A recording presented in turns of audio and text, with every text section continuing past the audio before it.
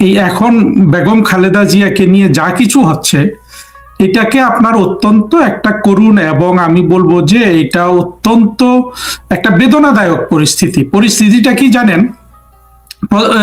খালেদা জিয়া অসুস্থ, উনি নিশ্চিতভাবে মুমূর্ষু, অর্থাৎ উনি আমি জানি না, সবাই ইন্ডিকেশন দিচ্ছে যে উনি অলরেডি মৃত্যুবরণ করেছেন। আমি সে স্পেকুলেশনে যেতে চাই না, আমি যেটা বলতে চাই যে উনি এখনো অসুস্থ, এবং অসুস্থতা দেখেন আমরা কিন্তু, এবং অসুস্থতাটা কোন পর্যায়ে, উনি যে বেঁচে নাই এই গুজবের ডালপালাও যে কতটা আপনার ইয়ে করতে পারে সেটার পক্ষে সর্বশেষ ইয়েটাকে দিল ইউনূসই দিল। ইউনূস যখন হাসপাতালে গেল, আপনি যখন একজন রোগীকে দেখতে যান, তাই না, অর্থাৎ সেই রোগীর সাথে আপনার একটা ছবি থাকে, আপনি সেটা কিন্তু না। ইউনূস আপনার কি বলে বারান্দায় বা কোনো একটা মানে ড্রয়িং রুমে বসে আছে, দাঁড়িয়ে আছে বেকুবের মতো, সেখানকার ছবি। এটাও কিন্তু মানুষের মনে ব্যাপক সন্দেহ তৈরি করেছে যে আসলে বেগম খালেদা জিয়া আর আসলে বোধহয় বেঁচে নাই।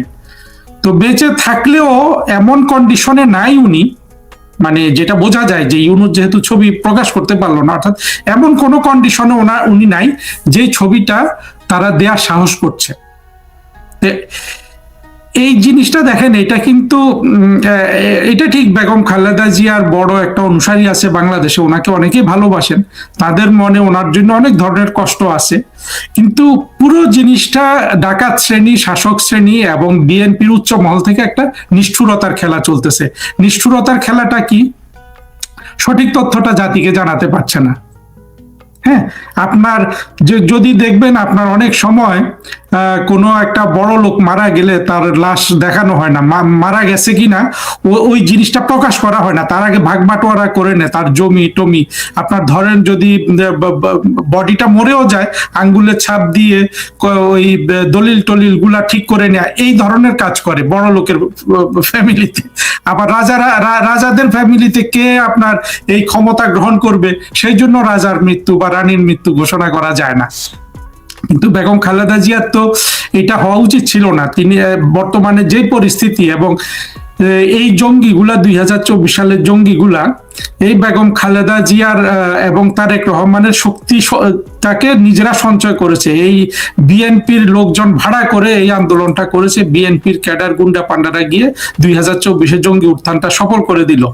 এই দিক থেকে তারেক রহমান, খালেদা জিয়া এদেরই তো সবচেয়ে বড়, এরা এই দুজনই কিন্তু এই জঙ্গি উত্থানের যে ফসল সেটা সবচেয়ে বড় ভাগিদার তারা।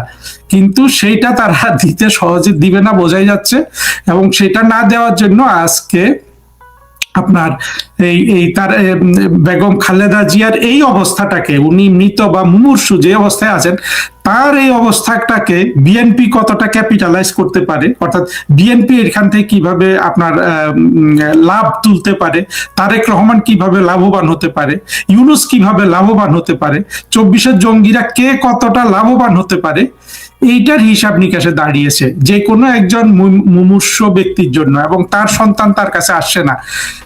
এবং এই না আসাটাও দেখেন, না আসাটা কিন্তু অত্যন্ত সিগনিফিকেন্ট এই জন্য যে, অর্থাৎ এইখানেও কিন্তু সহজ কোনো পথ তারেক রহমান রাখেন নাই। হ্যাঁ, একজন গণমানুষের নেতা হিসাবে যে কাউকে একটা সহজ সরল পথ যে তার থাকার কথা, তার যে একটা স্বচ্ছ পথ থাকার কথা, সেটা তারেক রহমানের নাই, অন্তত আমরা তো এটা বলতে পারি। তো সব দিক থেকে দেখা গেল যে অনেকে ভাবছেন যে বেগম খালেদা জিয়ার মুমূর্ষ অবস্থা বা শেষ অবস্থাটা কি পরিমাণ রাষ্ট্রের সম্মান পাচ্ছে, আসলে পুরো জিনিসটা একটা অত্যন্ত কদর্য দুঃখজনক পরিস্থিতিতে পর্যবসিত হয়েছে। তো সবচেয়ে যেটা আরো প্রণিধানযোগ্য বাড়ি ভাই, এই বেগম খালেদা জিয়া উনি যদি আবার সুস্থ হয়ে আসেন, এবং আমি প্রার্থনা করব উনি সুস্থ হয়ে আসুন, কারণ আসলে একজন যুক্তিবাদী মানুষ হিসাবে, একজন আপনার মানবিক মানুষ হিসাবে আমি অবশ্যই চাইবো বেগম খালেদা জিয়া সুস্থ হয়ে যান। কিন্তু উনি সুস্থ হয়ে গেলে উনি রাজনীতিতে যেন আর কোনো ভূমিকা রাখতে না পারেন, অর্থাৎ ওনার যে রাজনৈতিক সক্ষমতাটা বা গুরুত্বটা বা প্রভাবটা ছিল, সেটাকে কিন্তু এই ইউনূস এবং তারেক রহমান, বিএনপি সবাই মিলে শূন্য করে দিয়েছে।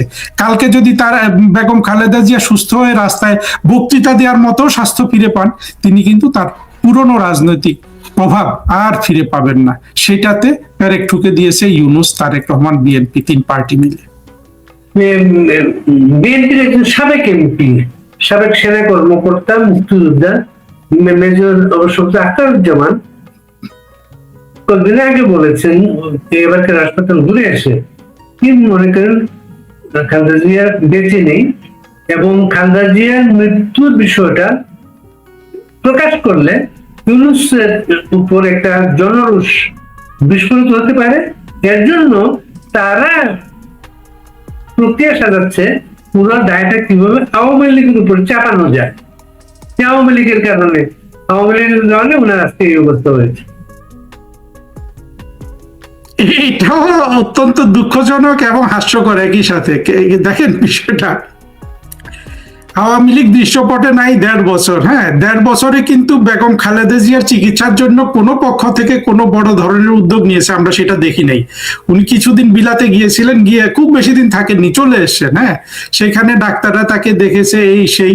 বরঞ্চ ওনাকে যে এবং মেজর আক্তারকে, আমি একটু মেজর আক্তারের অনেক কথা আমি বুঝি না সত্য কথা বলতে কি, তারপরেও আমার মনে হয় যে বিএনপি পন্থী বা বাংলাদেশের আপনার মুসলিম লীগ পন্থী যেসব মুসলমান আছে তাদের মধ্যে যারা কিছুটা যুক্তি নির্ভর চিন্তা ভাবনা করে, মেজর আক্তার তাদের মধ্যে একজন বলে আমার মনে হয়। মেজর আক্তারের সাহস সম্পর্ক আমরা কিন্তু সচেতন। আমরা দেখেছি যে আপনার 9/11 যেটা হয়েছিল, তখন খালেদা জিয়ার পাশে সবার আগে যে মানুষটা সাহস নিয়ে দাঁড়িয়েছিলেন সেই মানুষটা ছিলেন কিন্তু মেজর আক্তার। হ্যাঁ, তারপরে আমরা দেখেছিলাম আরেকজন army officer brigadier Hannan Shah এসে দাঁড়িয়েছিলেন। এখন যারা বিএনপির হত্যাকর্তা এরা কিন্তু কেউ সেখানে সাহস করে খালেদা জিয়ার পাশে দাঁড়াতে পারেননি। কাজেই মেজর আক্তারের কথাকে তো গুরুত্ব দেওয়া যায়, এবং মেজর আক্তার কেন সারা বাংলাদেশে বিশ্বাস করে আসলে বেগম খালেদা জিয়া বেঁচে নাই, কিন্তু আমি সেটা বলতে পারি না। কারণ হলো যে আসলে আমি তো বিষয়টা হলো যে ওইভাবে বলাও যায় না। ডাক্তার ডিক্লেয়ার করবে, এটা হচ্ছে জি।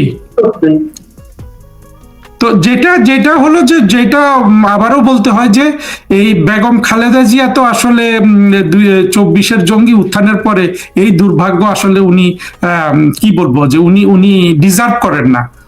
ওনার নসিবে ভালো কিছু থাকা উচিত ছিল, অর্থাৎ যথেষ্ট ডিগনিটি থাকা উচিত ছিল।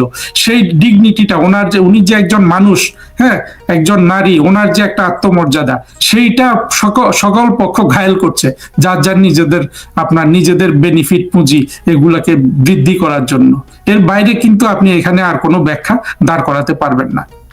এই যে এই সময় অতি গুরুত্বপূর্ণ ব্যক্তি ঘোষণা, এসএসএফ দেয়া, এইগুলোকে তাকে বিচ্ছিন্ন করার জন্য আরো হাসপাতালের 3 স্তরের নিরাপত্তা কিন্তু সেখানে হাসপাতালটা। এটা মেজর আক্তার যেটা বলেছেন তার সাথে কিছুটা সম্পৃক্ত, যে বিএনপির সমর্থকরা, বিএনপির যে সাধারণ মনে করেন একটা ছাত্র দলের কর্মী বা বিএনপির একজন সাধারণ সমর্থকের কাছে আবেগটা এখন সবচেয়ে বেশি। উচ্চ শ্রেণীর যারা আছে, ইউনূস, তারেক রহমান বা বিএনপির বড় বড় নেতা, তাদের কাছে হলো যে ক্ষমতার ব্যাপারটা, কিন্তু কর্মীর কাছে কিন্তু আবেগটা বেশি। সেই ক্ষেত্রে অবশ্যই যদি তারা কিছুটা যুক্তি দিয়ে চিন্তা করে, দেখবে যে আসলে এখানে আওয়ামী লীগের দায় তো দূরের কথা, যে বেগম খালেদা জিয়াকে কয়েকদিন আগে আপনার ক্যান্টনমেন্টে নিয়ে আসলে স্বাস্থ্যের এই পর্যায়ে, এইটাও কিন্তু মেজর আক্তারের কথাটাকে আপনার গুরুত্ব দিয়ে চিন্তা করতে হবে। এই পর্যায়ে যার মানে স্বাস্থ্যটা ছিল, তাকে কি করে তারা ওইখানে নিয়ে গেল? কারণ ওইখানে তাদেরকে দেখাতে হবে। আবার বলা হয়েছিল যে ইউনূস ঘোষণা দিবে, জিয়া ছিলেন স্বাধীনতার ঘোষক, এটা যেন উনি খালেদা জিয়ার সামনে বলতে পারেন। এই সবগুলা কথা কিন্তু আপনার সেন্স মেক করে আসলে। হ্যাঁ, এগুলা কিছুটা কথাগুলা কিছুটা হলো যুক্তি নির্ভর। তো সব মিলে বেগম খালেদা জিয়ার আজকের যে পরিস্থিতি, এটা থেকে ইউনূসের যেটা মেজর আক্তার বলেছেন যে পিঠের চামড়া বাঁচানোর জন্য, সেটা থেকেও আমার কাছে বড় গুরুত্বপূর্ণ জিনিসটা কি মনে হয় জানেন? বাংলাদেশ 2024 সালে যারা দখল করেছে এবং যে শ্রেণীর মানুষ এখানে আপনার এখন প্রাধান্য বিস্তার করে আছে, সেই জেনারেল বা ফিল্ড মার্শাল ওয়াকার থেকে, এদের সবার হলো কি আপনার, ওরা যে জিনিসটা চায়, অর্থাৎ যে জঙ্গিবাদ, এই জঙ্গিবাদের প্রভাবে আজকে বাংলাদেশের সকল অন্যায় কিন্তু ঢাকা পড়ে গেছে। ওই মানুষগুলো আপনার এই লাইমলাইটে থাকাতে মেজর আক্তার যেটা বলেছেন যে গণবিস্ফোরণ হয়ে যাবে, সেটা আসলে হবে না। কারণ আপনার আজকে বাংলাদেশের মানুষ যদি দুর্ভিক্ষের মধ্যেও পড়ে, তারা মনে হচ্ছে যে তাদের ওই ক্ষুধাটা মেটা পর্যন্ত তারা অপেক্ষা করবে যে জঙ্গিবাদ তাদেরকে কি দিতে পারে, এটা তারা দেখার জন্য বড় মানে প্রতীক্ষা করছে যে জঙ্গিবাদটা তাদেরকে কি দিতে দিতে পারে। এই যে তাদের একটা স্পৃহা, তাদের যে আকাঙ্ক্ষা জন্ম নিয়েছে এবং সেটা সেটা আপনার জীবন্ত আছে, সেই আকাঙ্ক্ষার কাছে বাংলাদেশের এখন সব ধরনের আপনার কমন সেন্স, সব ধরনের যুক্তি এখন মৃত। ফলে ওই জায়গাটা আসলে বাধা পড়ে গেছে এবং সেই জায়গায় বেগম খালেদা জিয়ার এই মুমূর্ষ অবস্থাটা খুব ভালোভাবে ব্যবহৃত হচ্ছে। এবং লাইক মাইন্ড মানে যে সমমনা মানুষগুলো এক জায়গায় হয়েছিল, সেইখানে এসে বিএনপির বড়ই দুর্ভাগ্য যে বেগম খালেদা জিয়া তাদের জন্য বড় অসময়ে, তারেক রহমানের জন্য বড় অসময়ে উনি অসুস্থ হয়ে গেলেন। এমন অসুস্থ হয়ে গেলেন যে যেখান থেকে উনি ফিরে আসলেও আর কখনো রাজনৈতিক প্রভাব বিস্তার করতে পারবেন না। একজন পেশাদার কূটনীতিক হিসাবে আপনি কিভাবে দেখেন তারেক রহমানের স্ট্যাটাসটা নিয়ে? তারেক রহমানের যখন আমাদের পররাষ্ট্র উপদেষ্টা বলেন উনাকে চাইলেই উনাকে টেবিল পাস দেওয়া হবে, তারেক রহমান যদি লন্ডনে যদি শরণার্থী হয়ে থাকেন, এতদিন থাকার কথা না একটা মানুষের, যদি নাগরিক হয়ে থাকেন, ডুয়াল সিটিজেনশিপ তো ইংল্যান্ড বাংলাদেশের মধ্যে আছে, হাই কমিশন আছে, হাই কমিশন কিন্তু পাসপোর্ট দিতে পারে, ট্রাভেল ডকুমেন্টের বিষয় আসলো তো এখানে। জি, ট্রাভেল ডকুমেন্ট পররাষ্ট্র উপদেষ্টা বলেছিলেন প্রমাণ চাইলেই তাকে একবার একটা ট্রাভেল পাস দেওয়া হবে, এখনো আবেদন করেন নাই, অপেক্ষায় আসছি, যদি আবেদন করেন। বা একটা নিউজ হয়েছিল হাইকমিশন থেকে তার বাসায় ট্রাভেল পাসের আবেদনের একটা ফর্ম দিয়ে আসা হয়েছে, তারা প্রমাণ রেসপন্স করেন। আপনার কি মনে হয় দেখেন এইখানে আইন কানুনের জটিলতাটা আমি বোধহয় আপনাকে শেষ করতে দিলাম না, দুঃখিত বাড়ি ভাই।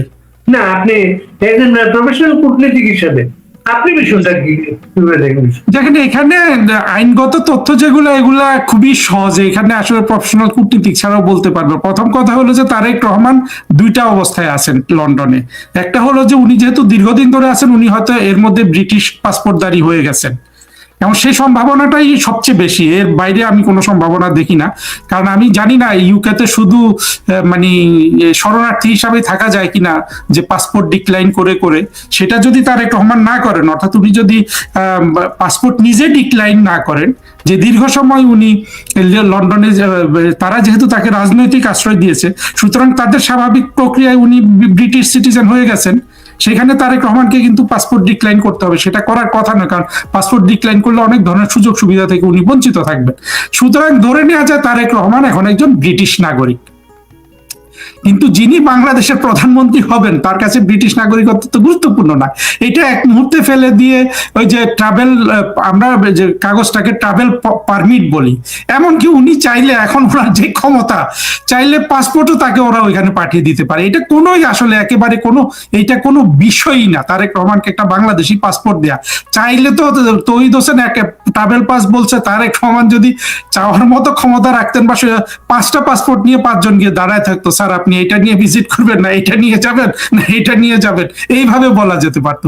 এটা আসলে কোনোই গুরুত্বপূর্ণ বিষয় না যে সে কিভাবে বাংলাদেশে আসবে। ট্রাভেল পারমিট নিয়েও আসতে পারে, পাসপোর্ট চাইলে পাসপোর্টও তাকে দিয়ে দেওয়ার মানে সব ধরনের যুক্তি আছে, এমন কোনো বিষয় না। হ্যাঁ, কিন্তু উনি ওনার ব্রিটিশ নাগরিকত্ব ত্যাগ করতে চাচ্ছেন না। কেন ত্যাগ করতে চাচ্ছেন না, সেই জায়গাটা আমরা স্পেকুলেট করতে চাই, মানে আমরা স্পেকুলেট করতে পারি। আমি কিন্তু রিয়েল রিজনটা বুঝি না, রিয়েল কারণটা কি হতে পারে। এবং যেটা আরেকটা যে জিনিসটা বলা হয় যে উনি নিরাপত্তার খাতিরে বাংলাদেশে আসছেন না, এই জিনিসটা আমার কাছে সম্পূর্ণ একটা বোগাস জিনিস মনে হয়। নিরাপত্তা বাংলাদেশের 18 কোটি মানুষের কারোই নেই, কিন্তু তারেক রহমানের নিরাপত্তা দেওয়ার জন্য বিএনপি আছে, বিএনপির অর্থ আছে, তারপরে তার জন্য নাকি বুলেট প্রুফ গাড়িও কেনা হচ্ছিল। হ্যাঁ, অনেকে বেনজির ভুট্টোর কথা বলেন, বেনজির ভুট্টোকে যেভাবে মেরে ফেলছে, তারেক রহমানকে এভাবে বাংলাদেশে মেরে ফেলবে। কেউ মেরে ফেলতেও পারে, আমাকেও মেরে ফেলতে পারে, আপনাকে মেরে ফেলতে পারে, তারেক রহমানকে মেরে ফেলতে পারে, খালেদা জিয়াকে হাসপাতালে গিয়ে মেরে ফেলতে পারে। কিন্তু পরিস্থিতির বিচারে সেই ধরনের কোনো অবস্থা বাংলাদেশে বিরাজমান নাই। সুতরাং পুরো জিনিসটা খুবই কোন ধরনের হিসাব নিকাশের জালে বন্দী, সেটা আসলে এখন কি তারেক রহমান, কেউ বলে তাকে বিদেশি, অর্থাৎ মানে বিভিন্ন বিদেশের অন্য রাষ্ট্রের নাম বলে, যুক্তরাষ্ট্র, সেই ইউকে কিংবা ভারত, এদের জন্য উনি আসতে পারছেন না, এটা সেটা। কিন্তু আমার কাছে যেটা মনে হয়, সেগুলোর সামনে আসার কারণ উনি যে স্টেটমেন্ট করেছেন সর্বশেষ, যেটা প্যারাটা একক নিয়ন্ত্রণ মানে নয়, মানে অন্য তো নিয়ন্ত্রণ আছে এখানে, যে বলেছেন। এই নিয়ন্ত্রণটা এখন কার হাতে, এই প্রশ্নটা আসলে চিন্তা করা যেতে পারে। তবে একটা জিনিস আমি যেটা বুঝি বাড়ি ভাই, আসলে স্পেকুলেট করে অনেক কথা বলতে পারি, যেটা আপনি জানেন হয়তো, আপনার সাথে এতগুলা শো করার পরে আমি আসলে ওইসব মানে গুজব এবং স্পেকুলেশন ওইভাবে অভ্যস্ত না। তবে একটা জিনিস আমি ধারণা করি যে এই 24শে জঙ্গি উত্থানের পরে যত ধরনের ডিল বলুন, নেগোসিয়েশন বলুন, প্রত্যেকটাতে তারেক রহমান হেরেছেন ক্রমাগতভাবে ইউনূসদের সাথে, এইটাই আমার কাছে মনে হচ্ছে। 32 নম্বর ভাঙার সাথে তিনি জড়িত, এটা মোটামুটি প্রতিষ্ঠিত। এটা কি নিরাপত্তা সমস্যা মনে করেন? একেবারেই না, একেবারেই না, একেবারেই না। এখন এই নিরাপত্তা সমস্যা করবে কে? আওয়ামী লীগ। আওয়ামী লীগ এখন সেই টিউনে তো নাই। আওয়ামী লীগ তারপরে মনে করেন মানে ব্রিটিশ পাসপোর্ট, ব্রিটিশ পাসপোর্টে তো Bangladesh High Commission no visa required seal দিলে ওনার জন্মভূমি এটা, যে কোনো সময় একটা ডুয়াল সিটিজেনশিপ সেইভাবেও আসতে পারে। এটা 5 মিনিট, 5 মিনিট রিকোয়ারমেন্ট সিল মারতে 5 মিনিট লাগে। হ্যাঁ, এটা আমি যখন দূতাবাসগুলাতে চাকরি করতাম আমি 30 মিনিটে দিয়ে দিতাম। তারেক রহমান হলে তো 5 মিনিটে দিয়ে দেওয়া যায়, তাই না? এইটা আসলে এগুলা কোনো ইস্যুই না, ট্রাভেল ডকুমেন্ট। এখন যেটা ইস্যু হয়ে গেল হারুন ভাই, এখন যেটা ইস্যু হয়ে গেল, তারেক রহমান যেহেতু বিএনপির নেতা, তিনি আগামীতে বাংলাদেশে প্রাইম মিনিস্টার হওয়ার স্বপ্ন দেখেন, তিনি আগামীতে যেদিন বাংলাদেশে আসবেন সাথে করে সেই কাগজটা নিয়ে আসতে হবে তিনি যে ব্রিটিশ নাগরিক না। এটা এখন কথা হলো, যদি একটা স্বাভাবিক প্রক্রিয়ায় একজন মানুষ যদি একটা স্বাভাবিক নির্বাচনে প্রধানমন্ত্রী হয়, তার তো এটা মানে উনি যে ব্রিটিশ নাগরিকত্ব গ্রহণ করেছেন বা ওইটার জন্য তো আসলে বাংলাদেশের বাস্তবতা এটা কোনো লজ্জারই বিষয় না, তাই না? আইনগত বিষয় হলো যে ওইটা ত্যাগ করে উনি পরিপূর্ণভাবে ব্রিটিশ নাগরিকত্ব ত্যাগ করে বাংলাদেশি নাগরিক হিসাবে আবার পর্দায় আবির্ভূত হবে। সেইখানে সমস্যাটা কি, সেই জিনিসটা কিন্তু আমরা এখনো বুঝতে পারছি না। তবে ওই আমি যেটা বললাম যে আসলে পুরোপুরি বিষয় আনন্দ ভাই, আরেকটা বিষয় তারেক রহমানের ক্ষেত্রে যে ঘটনাটা ঘটেছে, আমি কোনো শুনিনি এই ঘটনাটা। যেমন হচ্ছে, যখন একটা মানুষ একটা দেশের রাজনৈতিক আশ্রয় আবেদন করে, তখন তাকে তার দেশটাকে সবচেয়ে খারাপ দেশ হিসেবে বলতে হয়, যে এত খারাপ দেশের দ্বিতীয়টা নাই পৃথিবীতে, এই সমস্যা এই দেশের। এবং যখন আবেদনটা করে, তখন তার পাসপোর্টটা, বাংলাদেশি পাসপোর্টটা সারেন্ডার করতে হয়। তারেক রহমান এবং তার স্ত্রী এবং মেয়ে তিনজনের পাসপোর্ট সারেন্ডার করার পরে ব্রিটিশ হোম অফিস এগুলা বাংলাদেশ হাই কমিশনে পাঠিয়ে, বাংলাদেশ হাই কমিশন এগুলো এই তিনটা পাসপোর্ট বাংলাদেশের পররাষ্ট্র মন্ত্রণালয়কে পাঠিয়েছে। তৎকালীন পররাষ্ট্র প্রতিমন্ত্রী শাহরিয়ার এটা সংসদে বলেছিলেন দাঁড়িয়ে, এইভাবে কেউ অ্যাসাইলাম সিক করলে তার পাসপোর্ট যে এরকম তার দেশে পাঠানো হয়, এটা আমি কিন্তু শুনি নাই কিন্তু এরকম। যাক, পাসপোর্ট গুলো তারা জমা নিয়ে নেয়, এটুকু পর্যন্ত আমরা জানি আর কি। এখন জমা নিয়ে এই পাসপোর্টের এবং জমা নিয়ে নিয়ে এবং একটা গোপনীয়তা, গোপনীয়তা শপথ আছে। ইংল্যান্ডের মতো দোষ, যেগুলো ক্লায়েন্টে গোপনীয়তাকে গুরুত্ব দেওয়ার কথা, তারা কিন্তু যখন পাসপোর্টটা পাঠিয়েছে বাংলাদেশের কাছে, এটা কিন্তু গোপনীয়তা তখন আর থাকে নাই, যে লোকটা অ্যাসাইলাম সিক করেছে তার দেশে। এবং প্রথম অ্যাসাইলাম অ্যাকসেপ্ট করার পরে ব্রিটেনে সে একটা ট্রাভেল ডকুমেন্ট পেয়েছে, সব অ্যাসাইলাম সিগনেচার পায়। হ্যাঁ, ওই পাওয়ার পরে ওই ট্রাভেল ডকুমেন্ট সহ তিনি সৌদি আরবে উমরা করতে গিয়েছিলেন, আমরা দেখেছি সেটা। হ্যাঁ, এরপরে কিন্তু মালয়েশিয়াতে আবার তার ভাইটা যখন মারা গেল, উনি আসলেন না বা আসতে পারলেন না, সম্ভবত মালয়েশিয়া ওই ট্রাভেল ডকুমেন্টে ভিসা দেয় নাই, সব দেশ দেয় না, কিন্তু ট্রাভেল ডকুমেন্টে ভিসা কিন্তু সব দেশ দেয় না। মানুষ সম্পদ সেটা না দেওয়ার কারণে তারেক রহমান তার ভাইকে দেখতে আসতে পারেন নাই। ওই সময় ওইটা লজিক্যাল ছিল, ওই সময় উনি বাংলাদেশে আসলে আর ওইখানে রাজনৈতিক আশ্রয়টা পেতেন না, কারণ রাজনৈতিক আশ্রয় তো এটা বলেই নেওয়া হয়। আমি নিজেও এখন রাজনৈতিক আশ্রয়ে আছি, যে আমার তো সত্যিকার অর্থে বিপদ বাংলাদেশে, তাই না? আমি যদি আজকে ইউনুস আমাকে দাওয়াত করে নিয়ে যায়, তাহলে তো কানাডিয়ান গভর্নমেন্ট আমাকে রাজনৈতিক আশ্রয় দিবে না। ওর তো বাংলাদেশের একটা কথা ছিল না, মানুষ সেটি আসতো, মালয়েশিয়া এসে তার ভাইটাকে দেখতো। সেটা ভিসা জটিলতা, মালয়েশিয়ার গভর্নমেন্ট তাকে আরে তো অস্ট্রেলিয়াতে একটা আইন আছে জানেন, অস্ট্রেলিয়াতে আইনটা এরকম যে এর এর এর মধ্যে একটা ক্লায়েন্ট, সে অস্ট্রেলিয়াতে রাজনৈতিক আশ্রয় পেয়েছে, রাজনৈতিক আশ্রয় পেয়েছে। এই যে বলা হয় বাংলাদেশে আসলে তার এসএলএম বাতিল হয়ে যাবে, এটা না, কিন্তু এসএলএম একবার জায়গায় দেয়া হয়, এটা চারিত্রিক কোনো সমস্যা ছাড়া, ওই ধরনের গুরুতর লঙ্ঘন সেটা বাতিল হয় না।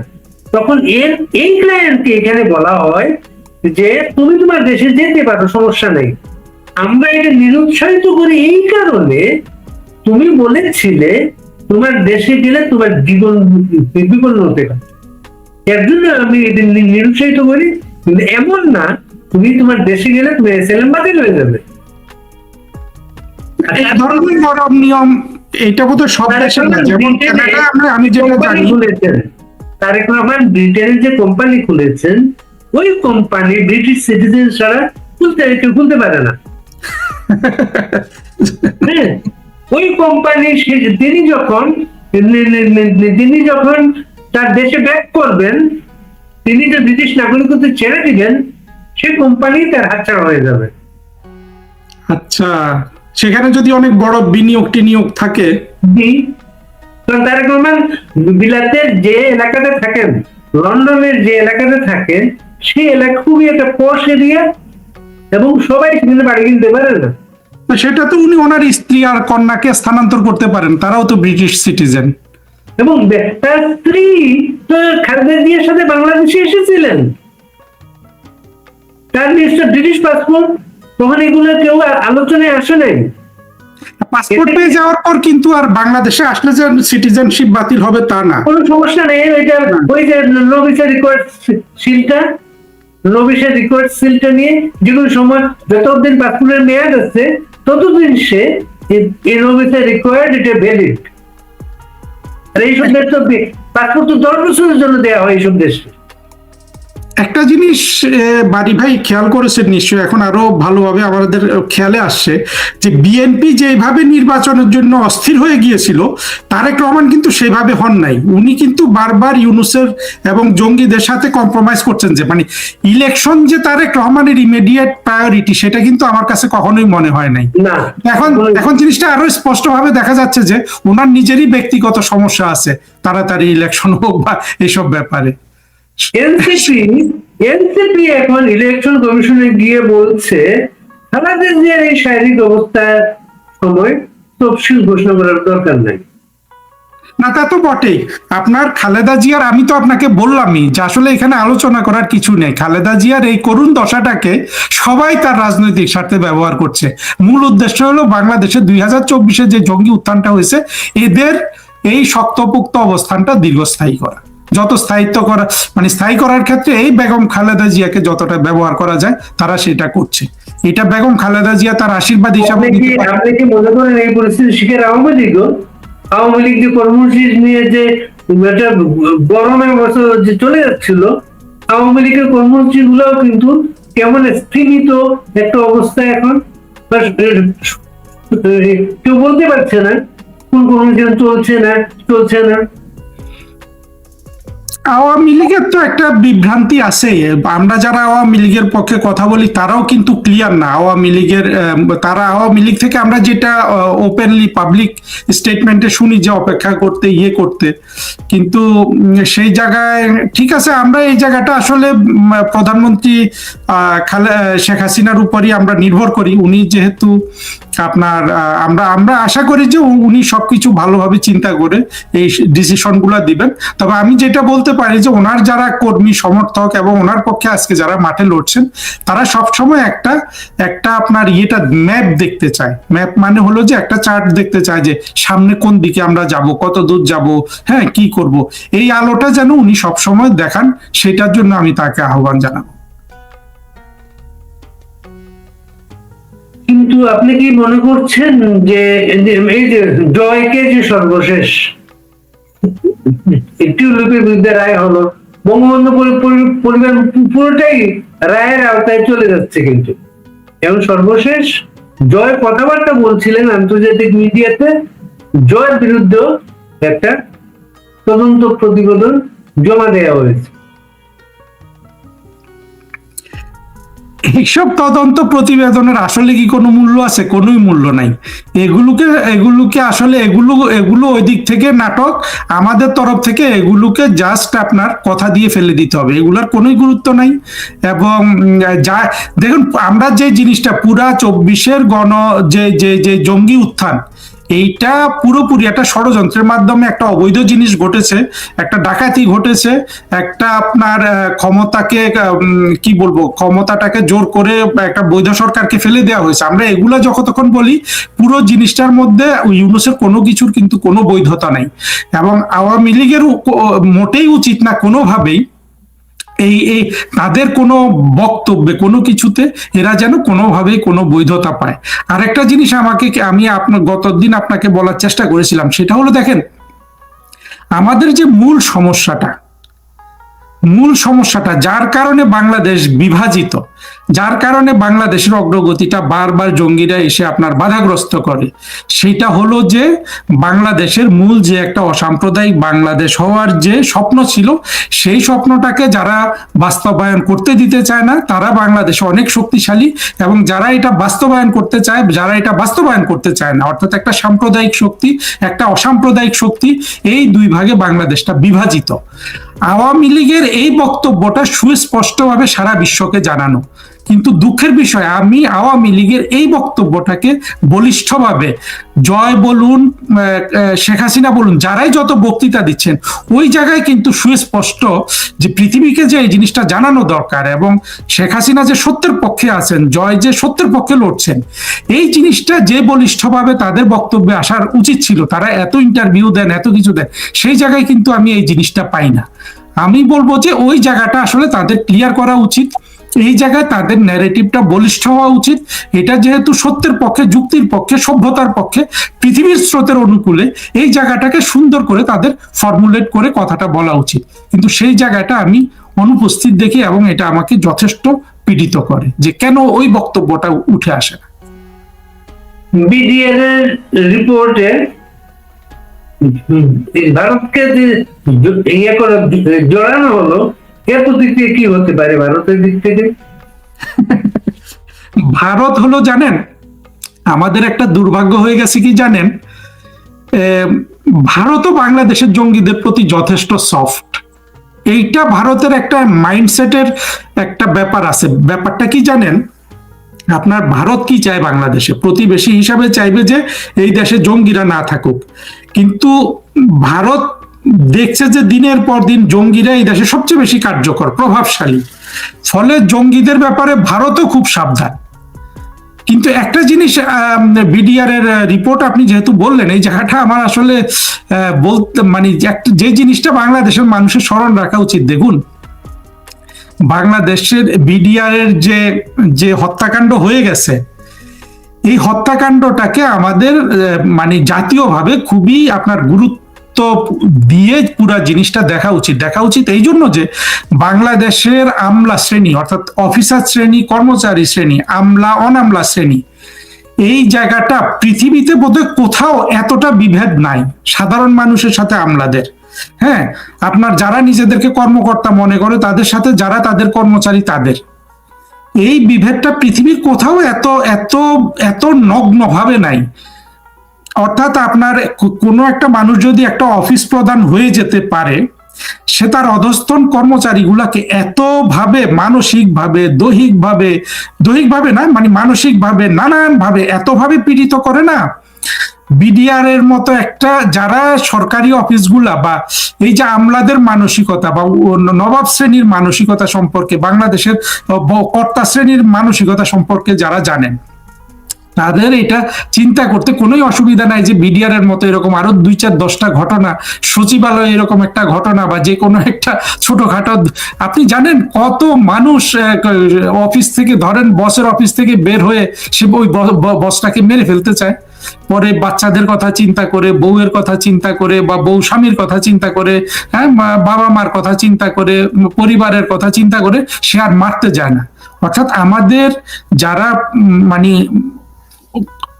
যারা শাসন করে অফিস আদালতে, তারা যে এত খারাপ মানুষ হয়ে যায়, এইটার একেবারে আপনার একটা জলজ্যান্ত বিস্ফোরণ ঘটেছিল বিডিআরে। সেইখানে এখন এই এই ফজলুর রহমান নামে বাংলাদেশের একেবারে নিকৃষ্ট এবং সবচেয়ে বদ্ধ উন্মাদদের একজন, এই রিপোর্ট দেওয়ার পরে আপনার ভারতের কথা আমি পরে আসি, যে জিনিসটা এখানে চাপা পড়ে গেল, এই যে বিডিআর এর সিপাহীগুলা সাধারণ সৈনিকটা আর্মি অফিসারদের মেরেছে বিভিন্ন সময়ের ক্ষোভে, এদেরকে দিয়ে আপনার জুতা মোছানো হয়, এক একটা, আপনি যে কোনো আর্মি অফিসারের বাড়িতে গিয়ে দেখবেন 4-5টা কর্মচারী চাই এই বিডিআর গুলাই। আপনি একটা পুলিশ অফিসারের বাড়িতে গিয়ে দেন, একটা ছোটখাটো অফিসারের কত এই জেনারেল সিপাহী গুলাকে ওরা কর্মচারী হিসাবে ইউজ করে, এমনকি পুলিশেও। এই জিনিসগুলো একেবারে নবাবী আমল থেকে এসছে। এই জায়গাটা একটা অ্যাড্রেস করার সুযোগ ছিল এই বিডিআর এর এই এই এই এই এই এই হত্যাকাণ্ডটাকে আপনার ভালোভাবে পরীক্ষা নিরীক্ষা করে এর থেকে একটা শিক্ষা নেওয়ার যে সুযোগ ছিল। এই জঙ্গি এই ফজলুর রহমান এই শিক্ষাটার উপর একটা প্রলেপ ঢেকে দিছে যে সে সে এই এই ধরনের একটা ভুয়া বানোয়াট, এবং তাদের জঙ্গিরা যে জিনিসটা চায় যে ভারতকে সব সময় এই এই যুদ্ধের মধ্যে টেনে আনা, ভারতকে আপনার প্রতিপক্ষ হিসাবে দাঁড় করানো। এইটা যে পুরো বানোয়াট অযৌক্তিক একটা জিনিস, এটা নিয়ে আমি বেশি বলতে চাই না। ইলিয়াস, ওই যে জঙ্গি ইলিয়াসও কিন্তু একটা ভিডিও বানিয়েছিল প্রতিষ্ঠিত করার জন্য, যে এটা শেখ হাসিনা করিয়েছে, ভারত করিয়েছে। ওই ভিডিওটাও কিন্তু আমি দেখেছি যে ইলিয়াস সাধারণত যেই মানের ভিডিও তৈরি করে সেই মানের সে করতে পারে নাই। অর্থাৎ আপনি একটা মিথ্যা জিনিসকে প্রতিষ্ঠিত করতে গেলে তো সেটা হয় না। এখন এরা আবার এই পুরো জিনিসটাকে প্রতিষ্ঠিত করেছে, ইউনুস এটাকে অনুমোদিত করেছে, অর্থাৎ পুরো জিনিসটা ভারত অনুমোদিত না, ইউনুস এটাকে ঐতিহাসিক দলিল বলেছে। যাই হোক, এটা হলো যে ভারতকে দেখেন, বাংলাদেশের 24-এর জঙ্গিরা যতক্ষণ ভারতকে আপনার উত্তক্ত করতে থাকবে এবং ভারতকে মানুষের সামনে একটা শত্রু হিসাবে দাঁড় করাতে পারবে, এটা তাদের অনুকূলে যায় এই চিন্তাটা। সুতরাং সবকিছুরই এই এই কাজটাও কিন্তু এই কাজেরই একটা অংশ, ওই আলোকেই কাজটা করা হয়েছে। এখন ভারতের প্রতিক্রিয়া কি হবে, ভারত তো আমি শুনি নাই এখনো আনুষ্ঠানিকভাবে কোনো প্রতিক্রিয়া দিতে। সাধারণত এই ধরনের অফিসিয়াল ডকুমেন্টে যদি কোনো রাষ্ট্রের নাম আসে, তাদের তো একটা প্রতিক্রিয়া দেওয়া উচিত। আমরা তো ভারত থেকে সেটা দেখলাম না।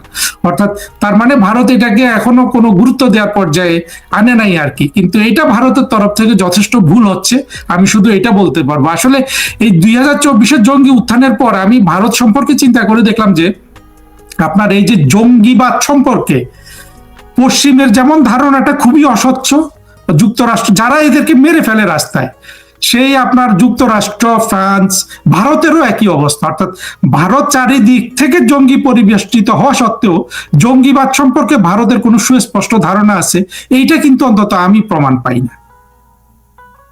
এই সুযোগে একটা জিনিস শেয়ার করি হারুন ভাই, 91-এর ইলেকশনের আগে ত্রিপুরার মুখ্যমন্ত্রী নৃপেন চক্রবর্তী এসেছিলেন ঢাকায়। তো ওয়ার্কার্স পার্টির অফিসে আমাদেরকে বলছিলেন যে বিএনপি ইয়েতে যাচ্ছে, পাওয়ারে যাচ্ছে। আমরা খুব অবাক হলাম, এখানে আওয়ামী লীগের গ্রাসরুট, বিএনপি গ্রাসরুট নাই, কিভাবে বলে এটা বিএনপি পাওয়ারে গেল। আমি পরে আগরতলায় একবার গেলাম একটা রিপোর্টের কাছে, ওনাকে জিজ্ঞেস করলাম আপনি এটা কিভাবে বললেন আগাম। উনি আমাকে বললেন ঢাকায় গিয়ে শুনলাম ভারতের মাওয়ারি ব্যবসায়ীরা বিএনপি ফান্ডে টাকা দিচ্ছে, কারণ তারা ঠান্ডা মাথায় ব্যবসা করার জন্য একটা এন্টি ইন্ডিয়ান ফোর্স চায়, ক্ষমতায় একটা এন্টি ইন্ডিয়ান ফোর্স চায়। প্রো ইন্ডিয়ান ফোর্স ক্ষমতায় থাকলে তাদের বিজনেসে প্রবলেম হয়। ইন্ডিয়ার সাথে কিন্তু সাইফুর রহমান এখানে জাপানি রিকগনিশন গাড়ি বন্ধ করেছিল ইন্ডিয়ান গাড়ির বাজার করার জন্য। এত চমৎকার সম্পর্ক ছিল। 10 ট্রাক অস্ত্র ঘটনাটা সমস্ত কিছু পলট পালট করে দেখে এরপরে আর তারা কোনোদিন আস্থায় আনতে পারেনি বিএনপি। বিএনপি এখনো কিন্তু সে আস্থা অর্জনের জন্য চেষ্টা করছে, এবং নরেন্দ্র মোদীর খালেদা জিয়া অসুস্থতা কেন্দ্র করে ওনার টুইট খুবই মানে কোথাও মিছিল হয়েছে এটা নিয়ে। বিএনপি নরেন্দ্র মোদী টুইট করেছে তাদের খালেদার পক্ষে। মানে মিছিলটা কি হয়েছে, নরেন্দ্র মোদীকে স্বাগতম জানিয়ে? হ্যাঁ, স্বাগত জানিয়ে বিএনপি মিছিল করেছে বাংলাদেশের কোথাও কোথাও, যে এবার আর আমাদের সমস্যা নেই, ভারতও আমাদের টিকিট টুইট করেছে। নরেন্দ্র মোদীর টুইটটা খুব স্বাভাবিকভাবে চাইনিজ চিকিৎসক দল প্রথমে একদল আসলো, পরে আর এক দল আসলো। নরেন্দ্র মোদী তো সেই হিসাবটা করেছে, চীনা লোকজন ঢুকছে এখানে, ডাক্তাররাও ঢুকছে, চীনারা ব্যাপারটা। থ্যাংক ইউ হারুন ভাই। আর মানে আপনি যোগ করবেন আজকে? হ্যাঁ, আমার একটু যোগ করতে ইচ্ছে করছে আপনার এই কথাগুলোর প্রেক্ষাপটে কয়েকটা জিনিস, প্রাসঙ্গিক জিনিস একটু আপনার শ্রোতাদের আমি স্মরণ করাতে চাই। দেখুন, 2001 সালে বিএনপিকে ভারত, বিশেষ করে এখন নরেন্দ্র মোদী সাহেবের যে দল, এরা সমর্থন দিয়েছে। এটার যথেষ্ট আপনার মানে সাক্ষী আমি নিজে শুনেছি আর কি। সুতরাং ওই যে ধরনের লোকজন থেকে শুনেছি, সেখানে আসলে এটা সন্দেহ করার কোনো কারণ নাই। অর্থাৎ এটারও হয়তো একটা কারণ থাকতে পারে যে আওয়ামী লীগের সাথে যেহেতু ঐতিহাসিকভাবে কংগ্রেসের একটা সম্পর্ক ছিল, অর্থাৎ ভারতীয় জনতা পার্টি হয়তো বিএনপির সাথে একটা সম্পর্ক তৈরি করতে চেয়েছিল, সেটা হতে পারে। আর দুইটাই যেহেতু আপনার একটু দক্ষিণপন্থী দল, সেটাও হতে পারে। কিন্তু পরবর্তীতে আপনি যেটা বললেন যে ওই ট্রাক মানে 10 ট্রাক অস্ত্র মামলা পরে এই তাদের বিশ্বাসটা ভঙ্গ হয়েছে। তো এখানেও আসলে হয় কি, পুরো জিনিসটা আমি যেটা বলছি সেটা হলো যে ভারতীয় নেতৃবৃন্দের আপনার রাজনৈতিক প্রজ্ঞা, বুদ্ধি বিবেচনার সীমাবদ্ধতা কিন্তু এখানে সুস্পষ্ট। যে জিনিসটা আরো প্রাসঙ্গিকভাবে স্মরণ করতে হবে সেটা হলো, দেখেন, বাংলাদেশে আমরা এই সাবকন্টিনেন্টে ভারতকে কিছুটা তো অবশ্যই যুক্তিশীল রাষ্ট্র হিসাবে বা তাদের ব্যবস্থাগুলোকে আমরা একটু উন্নত হিসাবে চিন্তা করি। সুতরাং তাদের মানে চিন্তা ভাবনায় ত্রুটি থাকলে ব্যাপারটা পুরো সাবকন্টিনেন্টের জন্য আরো ক্ষতিগ্রস্ত, বেশি বিপদের কারণ হয়ে দাঁড়ায়। আরেকটা জিনিস দেখেন, আওয়ামী লীগও কিন্তু এই জঙ্গিবাদের প্রভাবে, অর্থাৎ এই বিএনপির প্রভাবে বা জামাতের প্রভাবে বা হেফাজতের প্রভাবে কখনো ভারতের সাথে একটা আন্তরিক সম্পর্ক গড়ে তুলতে পারে নাই। আন্তরিক সম্পর্কটা না থাকার কারণে ভারতের বিভিন্ন মহল থেকে তো আপনার বিশ্বাসের চিট থাকতেই পাবে। ভারত কি চাইবে? ভারত নিশ্চয়ই তার পূর্ব সীমান্তে আর একটা পাকিস্তান চাইবে না, অথবা এমন কোন রাজনৈতিক শক্তিকে তারা ক্ষমতায় চাইবে যারা তাদের সাথে খুবই আন্তরিক। সেক্ষেত্রে ভারত বিভিন্ন পরীক্ষা নিরীক্ষা সবসময় করতেই পারে। অর্থাৎ কখনো, যেহেতু আওয়ামী লীগ সে আন্তরিকতাটা যে কোনো কারণে হোক দেখাতে পেরেছে, এটা আমি একেবারেই বিশ্বাস করি না। হ্যাঁ, শুধুমাত্র আপনার এই জঙ্গিবাদ এবং আপনার বিভ্রান্তিটা আসে কোত্থেকে? অপপ্রচার থেকেও, যে দেশ বিক্রি করে দেয়। অর্থাৎ যখন দেশ বিক্রি করে দেয়, এত বড় একটা অপরাধ ব্যাপক হারে মানুষ বিশ্বাস করে, অথচ পুরো জিনিসটা মিথ্যা, তখন তো মনে করেন যে আওয়ামী লীগের কর্তা ব্যক্তিদের অবশ্যই এক ধরনের সতর্কতার প্রয়োজন আছে। এটা আওয়ামী লীগকেও কিন্তু দোষ দেওয়া যায় না। দোষটা হলো দুই তরফের, অর্থাৎ আওয়ামী লীগ এবং ভারত বা বাংলাদেশের, অর্থাৎ দুই তরফে যারা যুক্তিশীল মানুষ আছে তাদের চিন্তা ভাবনার সীমাবদ্ধতা। আর একটা জিনিস দেখেন, ভারত কিন্তু সবসময় যে জিনিসটাকে গুরুত্ব দিচ্ছে সেটা তার কাছে গুরুত্ব পাওয়া হয়তো রাষ্ট্র হিসাবে ঠিক আছে, কিন্তু এখানে একটা মানবিক জিনিস কিন্তু বারবার আপনার চাপা পড়ে যাচ্ছে। সেই মানবিক জিনিসটা হলো কি, বাংলাদেশের সংখ্যালঘু, বিশেষ করে হিন্দু সম্প্রদায়ের স্বার্থ। এই যে বাংলাদেশ, যেখানে 20-22% সংখ্যালঘু সম্প্রদায় ছিল অফিসিয়ালি, আনঅফিসিয়ালি বলা হয় সংখ্যাটা আরো অনেক বেশি, ধরেন 1970, 71, 72 সালে, আজকে সেটাকে 10% করে ফেলা হয়েছে। তাহলে দেখেন কত বড় একটা দেশের একটা বড় একটা নাগরিক সমাজের, অর্থাৎ নাগরিকদের একটা ব্যাপক অংশের কি পরিমাণ মানবাধিকার লঙ্ঘিত হয়েছে না? ভারতের কাছে এই ইস্যুটা হওয়া উচিত ছিল সবচেয়ে বেশি গুরুত্বপূর্ণ। সেটা কিন্তু আমরা ভারতের কাছে দেখি না। আমরা ভারতের কাছে দেখি তাদের ওই 7 সিস্টার্স, এই সেই। কিন্তু ওই কোর ইস্যুটা যতক্ষণ সমাধান না হবে, অর্থাৎ বাংলাদেশে হিন্দুদের মানবাধিকার, হিন্দুদের নিরাপত্তা, এগুলা যতক্ষণ নিশ্চিত না হবে, ভারতের ওই 7 সিস্টার্স তত বেশি তাদের নিরাপত্তা, যদি ভারত এটাকে হুমকি মনেও করে থাকে, এই হুমকি তত বাড়তে থাকবে। ফলে আখেরে বিএনপি বলুন, জামাত বলুন, বাংলাদেশের এই দলগুলা ভারতের নিরাপত্তা ঝুঁকি শুধু বাড়িয়েই চলবে, ভারত যতই তাদের সাথে আন্তরিক হোক। একমাত্র আদর্শগত কারণে আওয়ামী লীগের পক্ষে সম্ভব সেই সেই সেই নিরাপত্তাটা তৈরি করা এবং ভারতের সাথে একটা ভালো সম্পর্ক তৈরি করে ভারত বাংলাদেশ দুই দেশের উন্নতিতে ভূমিকা রাখা। এই ক্ষেত্রে ভারতীয়দের যে এরকম প্রজ্ঞার পরিচয় দিতে হবে, আওয়ামী লীগকেও ততটা আপনার এই জঙ্গিবাদের প্রভাব থেকে, অর্থাৎ জঙ্গিবাদীর যে মিথ্যা রটনা করে আওয়ামী লীগের উপর, সেই জিনিসটাকে তুড়ি মেরে উড়িয়ে দিতে হবে। এইটা হয়তো 2024-এর জঙ্গি উত্থানের আগে এটার একটা লজ্জার বিষয় ছিল, এখন আর এখানে কোনো লজ্জার বিষয় নাই যে জঙ্গিরা বলবে দেশ বিক্রি করে দিছে আর আমরা লাফিয়ে পড়বো, আমরা একেবারে লজ্জায় লাল হয়ে যাব, সেই সুযোগটা এখন আর নাই। এখানে লজ্জার কোনো বিষয় নেই, কারণ দেশ বিক্রির ইস্যুটা সর্বতভাবে মিথ্যা প্রমাণিত হয়েছে। কিন্তু এই ইস্যুটা এখনো পিনাকিরা বারবার বলে যাচ্ছে, কিন্তু সাধারণ মানুষের বোধে একটু হলেও এবার প্রবেশ করেছে যে না, আসলে দেশ বিক্রির ইস্যুটা বরাবর একটা মিথ্যা বিষয় ছিল, এবং এই মিথ্যা ওটা মোকাবেলা করে আওয়ামী লীগকে ভারতের সাথে একটা বলিষ্ঠ সম্পর্ক নিয়ে এগিয়ে যেতে হবে। এছাড়া বাংলাদেশের আসলে উন্নতির কোনো রাস্তা নেই। আর জঙ্গিরা আসলে পাকিস্তান হবে, পাকিস্তান হলে আরো দরিদ্র হবে, মানুষ দরিদ্র হবে, অশান্তি বাড়বে। সেই পথটা যদি আমরা চাই তাহলে তো সেটা আমাদের জন্য খোলাই আছে। ধন্যবাদ বাড়ি ভাই। হিন্দুদের সমস্যা তো শুধুই আপনি ভারত যখন আমরা আলাপিত করলাম, আরেকটা বিষয় একটু শেয়ার করি আপনার সাথে। এই টেস্ট সচিব গতকালকে বলেছে ভারত স্বরাষ্ট্রমন্ত্রী আসাদুজ্জামান কামালকে হস্তান্তর করবে। পররাষ্ট্র উপদেষ্টা কয়েকদিন আগে বলেছেন আসাদুজ্জামান কামালের লোকেশনই আমরা জানি না, এই ধরনের কোনো তথ্য আমাদের কাছে নেই। আমরা কারটা বিশ্বাস করবো? প্রথম হলো বাড়ি ভাই, ডাস্টবিনকে কখনো কোনো বিশ্বাস করার মতো কোনো কিছু সে তৈরি করতে পেরেছে?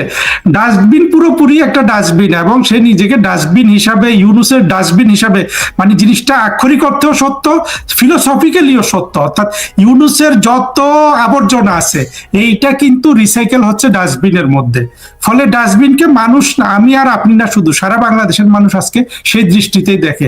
সেই ক্ষেত্রে তৌহিদ হোসেনকে অন্তত আপনি ডাস্টবিন বলতে পারবেন না, আমিও ডাস্টবিন বলতে পারবো না। এটুকুনি আমাদের স্মরণ করলে যথেষ্ট বলে আমি মনে করছি।